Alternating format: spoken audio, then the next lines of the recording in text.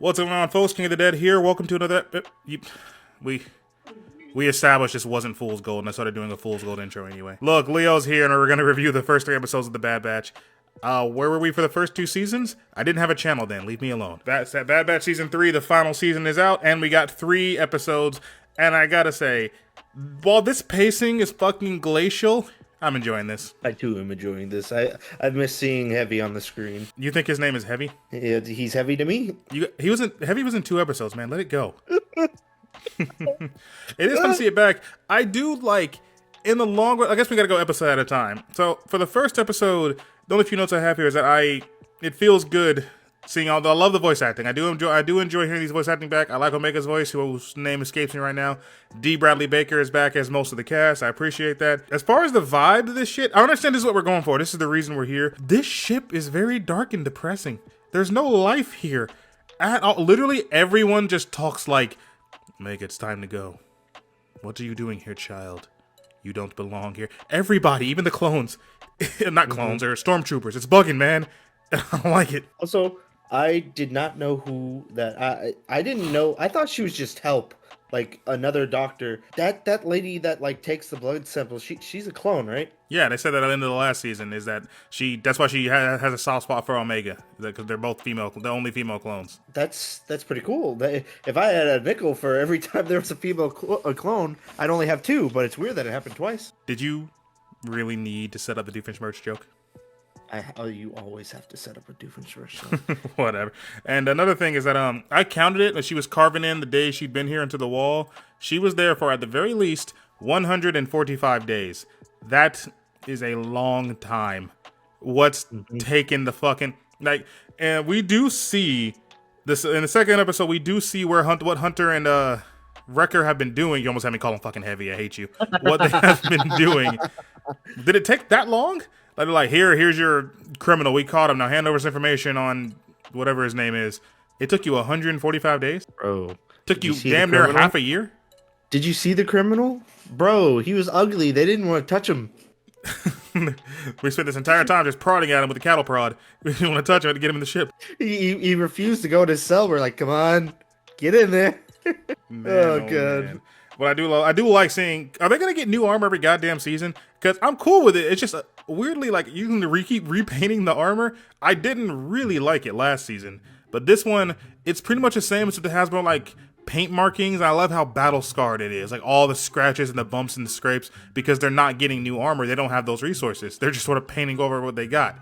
And you can see that, like, they've been so focused on getting to Omega, they're not cleaning their armor. So now it looks filthy. I appreciate it. It's a good look. I appreciate that. I like how Wrecker's helmet kind of stays relatively the same. Like, I do notice, like, the different patterns, but I like how around the mouth it still looks like a skull. You know what I'm talking about? That's so cool. Bro, the only way they got away with it is because they lost Tech, man. Tech would never allow them to be this filthy. Don't remind me that Tech isn't here anymore. He didn't get any of that Ebony Queen. He couldn't even taste some of that chocolate before he's probably dead. Oh, she came hey, what's up, Brown Eyes? Actually, we all have brown eyes. No.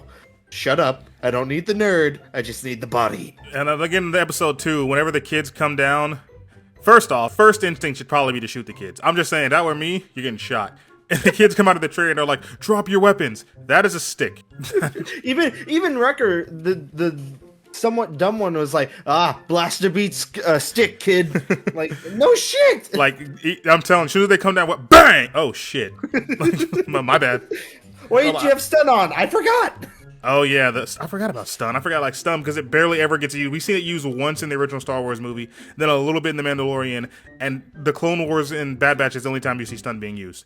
Because, for some reason, now the most effective killing clone team ever wants to stun. I don't know. I guess because they don't know which stormtroopers are clones and which are human, and they don't want to kill their brothers. Fair enough.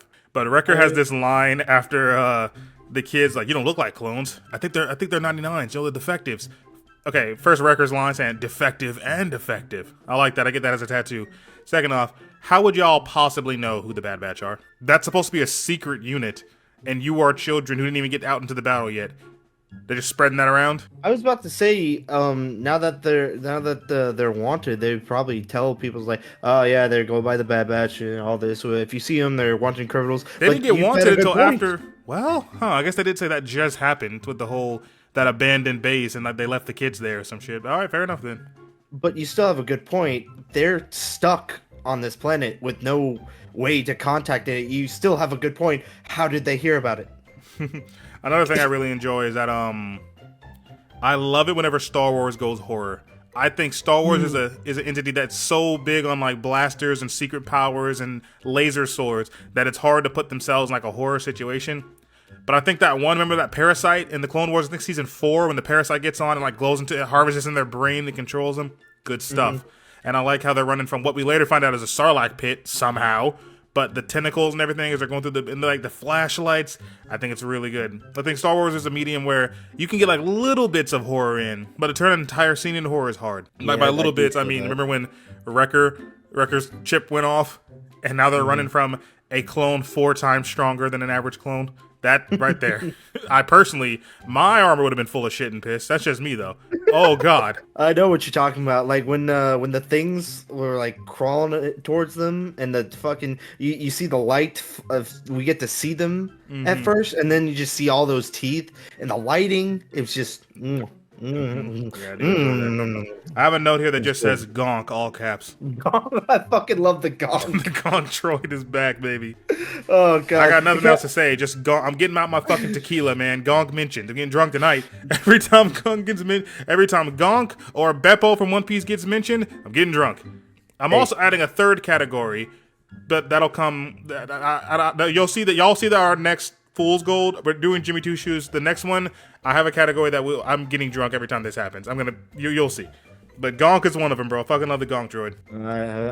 I haven't been completely honest with you, Deadman. What's that? I am a Jedi. Let me just talk to the viewers right quick. You will press the subscribe button. You will. Said you wouldn't do that. What? What? You said for Fool's Gold. I said only for Fool's Gold. Is this not Fool's Gold? This is a fucking review. We're just reviewing the Bad Batch. Edit that out. No. Edit all that. No, absolutely not. No, yeah, fuck. I messed up. All right, we're moving on to episode 3. What's this Omega theory you were yapping about? I really hope it's not true, and it is just a theory. I think a very loose theory. Apparently, I really hope they don't do this. Would you say it already? Stop edging me. She is Rey. No. Oh my God, you're absolutely right. Because I remember hearing the theories when she first came out. She looks like Palpatine. Her hair looks like Palpatine. So there are theories that she was a clone of Palpatine. No. Bro. And let me just say, I tend to forget the timeline a lot because I'm just enjoying Bad Batch on the screen, and then I see the Emperor come here. I'm like, wait, what? Wait, I thought he was dead. No, man, Anakin? This is like I think a year or two after Order 66. He dies 22 years after. I tend to forget the timeline. Yeah, Luke is a baby boy right now, a little baby in the sand. Oh, fun fact. I believe Boba Fett at this time is 13 years old. Oh, partially getting shot in the goddamn head. But no, I forgot. Cad Bane was in the second season. That already happened.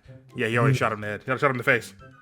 Another note I have is just fuck the Commandos, bro. The Commandos are so mean. I know I don't play the game. I didn't play the game with the Commandos in it. All I know is the main one with a little bit of yellow on his pattern is Scorch.